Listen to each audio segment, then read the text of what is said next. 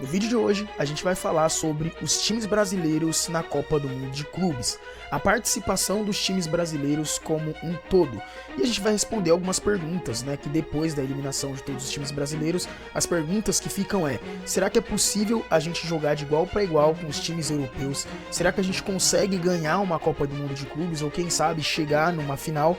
E analisando o que falta para os times brasileiros eles conseguirem ter o mesmo nível que os times europeus para a gente jogar ali na mesma prateleira no caso. Se você tá na Manola Esporte, eu peço que você se inscreva no canal, peço também que você deixe o seu comentário no final do vídeo com a sua opinião, que é muito importante pra gente. Primeiramente, nesse Mundial, a gente separou os times europeus em galerias, A gente separou na primeira galeria, segunda galeria e terceira galeria. O que seria essas galerias? A primeira galeria, a gente está falando de times como Real Madrid, Bayern de Munique, Manchester City e PSG, que são times que são extremamente fortes e milionários. E quando a gente fala da segunda galeria, a gente também está falando de times muito fortes, como por exemplo a Internazionale, a Juventus, o Chelsea e algum outro que eu provavelmente esqueci de colocar nessa prateleira. E a terceira prateleira, a gente está falando sobre o Atlético de Madrid, sobre o Porto, sobre o Benfica, sobre o Borussia, que são aqueles times que não são iguais ao da primeira e da segunda prateleira.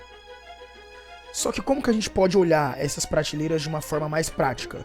Os times da primeira prateleira realmente é muito difícil de ganhar.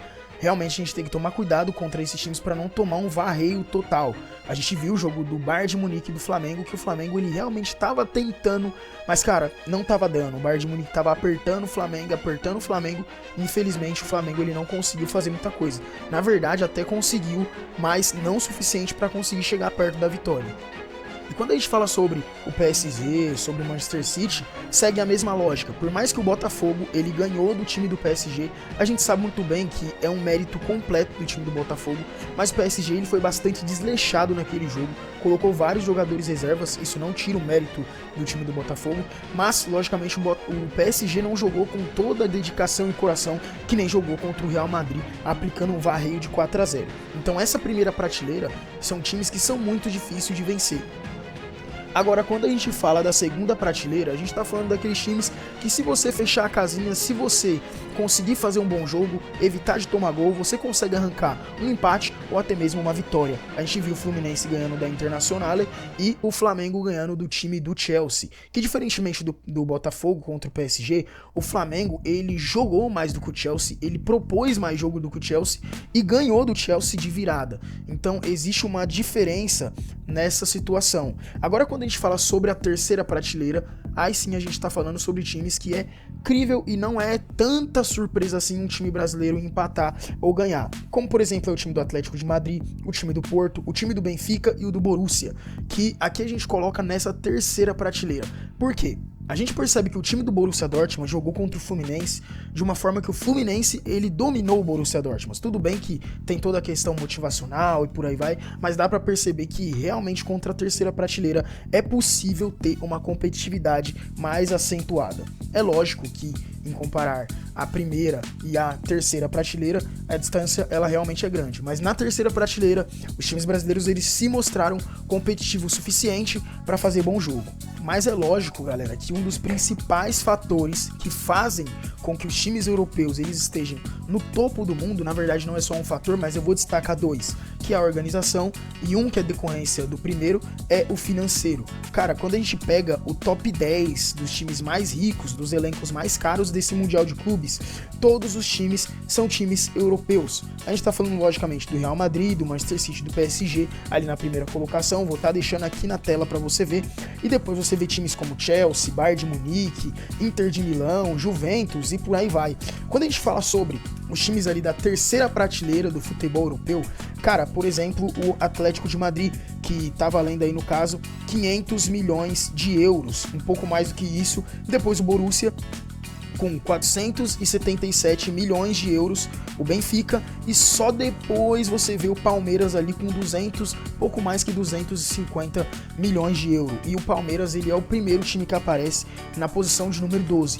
Então isso significa que o Palmeiras, mesmo contra a terceira prateleira, tem menos dinheiro do que eles. E isso que a gente tá falando de um time como o Palmeiras, que hoje é uma unanimidade dentro da América do Sul, que o Palmeiras, que o Flamengo, que o Botafogo, eles são as grandes potências do futebol sul-americano, cara. A gente não tem, este é o melhor que temos, o Palmeiras, o Botafogo e o Flamengo dentro da Conmebol. Então, quando a gente pega essa questão financeira, realmente é uma coisa que é muito discrepante. Se você comparar, no caso, o time do Palmeiras com ali o time do Real Madrid, a gente tá falando de 1 bilhão contra 250 milhões. É realmente muita diferença. Então, logicamente, isso daí vai refletir no time em si. Só que não dá pra negar que o Palmeiras ele é um time bem organizado, não dá pra negar que o Palmeiras ele é um time competitivo, mas nesse nível fica realmente muito complicado pros times sul-americanos. E, logicamente, também a organização dos times europeus é diferente, o calendário ele é diferente, a venda do produto do futebol europeu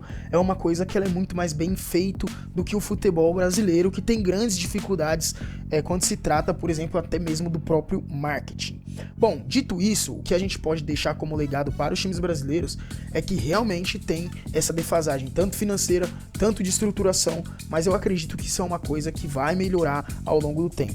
Dando uma pincelada rápida falando sobre a participação de cada time nesse Mundial de Clubes, no caso dos times brasileiros, a gente teve o Flamengo, que teve como seu grande jogo contra o Chelsea, caindo pro Bayern, naquele jogo que realmente não dava pra ganhar, e é muita covardia qualquer pessoa que diga que o Flamengo poderia ter ganho aquele jogo contra o Bayern. Não dava. O Bayern jogou tudo que poderia jogar, o Flamengo jogou tudo que poderia jogar, e logicamente o fator principal foi que o Bayern ele era melhor do que o Flamengo, e ele é muito mais rápido, muito mais forte, muito mais técnico, com muito mais estrutura do que o Flamengo. Já o Botafogo, a gente teve aí o seu grande jogo contra o PSG, se defendeu, achou um gol, conseguiu sair com a vitória contra o time do PSG, só que encontrou com o Palmeiras e teve uma posição bastante covarde, mas não dá pra gente julgar tanto, porque ali algum time brasileiro iria acabar por sair e por aí vai, então meio que não tem como julgar tanto o Botafogo assim no mata-mata. Já quando a gente fala sobre o Palmeiras, que foi o time que, na minha opinião, e também na opinião popular, foi um time que fez um dos piores mundiais aí dos brasileiros. Muita gente fala, pô, mas o Palmeiras chegou longe, o Palmeiras passou do Botafogo e tudo mais, só que o Palmeiras ele foi o time que não conseguiu ganhar de nenhum time gigante europeu e foi eliminado pelo Chelsea em um grande jogo. O Palmeiras foi muito competitivo, o Palmeiras jogou de fato muito bem contra o Chelsea, mas não foi o suficiente para conseguir vencer aquele jogo e, logicamente, né, a gente não pode esquecer de toda a diferença salarial, estrutural que tem desse time sul-americano pro time europeu. O Palmeiras ali não necessariamente tinha a obrigação de ganhar. O Palmeiras naquele jogo, ele era candidato a heroísmo. Só isso e nada mais. E já que a gente tá falando de heroísmo, a gente tem que falar sobre o Fluminense. O Fluminense teve uma boa participação ali na fase de grupo, jogou bem contra o Borussia, passou para a próxima fase, ganhou simplesmente da Internazionale, depois ganhou do Al Hilal, mas o Fluminense ele foi muito bem naquele jogo e conseguiu a vitória. Bom, dito isso, a gente pode dizer algumas conclusões do vídeo de hoje. A primeira conclusão que a gente tem que tomar é que o maior maleficiado desse Mundial de Clubes é a UEFA. Porque a UEFA, ela sempre vendeu seu produto como muito superior aos outros. E nesse momento, os outros times estão começando a perceber que se eles se organizarem, cara, eles vão conseguir jogar de igual para igual.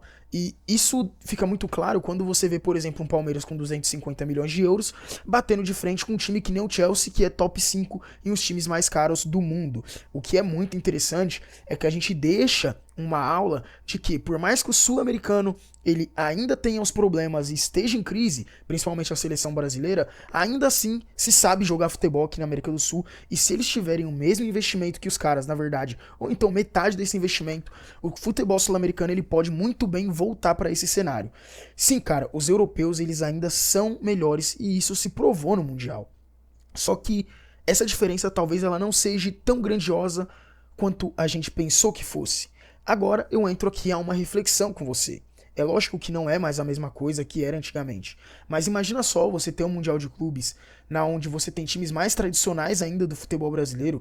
Você já pensou se um Mundial de Clubes ele fosse dentro do Brasil e um time brasileiro como o Corinthians, se fosse um time bem organizado, já pensou um Corinthians bem organizado, um Flamengo, no caso agora eles é bem organizado sim, mas um São Paulo bem organizado jogando contra esses times, certamente seria uma pedra no sapato futura para a UEFA, cara, porque logicamente esses times eles iriam para cima dos times europeus e não teriam medo nenhum. Bom, esse foi o vídeo de hoje, eu espero que você tenha gostado. e peço que você coloque sua opinião aqui nos comentários, que você deixe o seu gostei e valeu, até o próximo vídeo.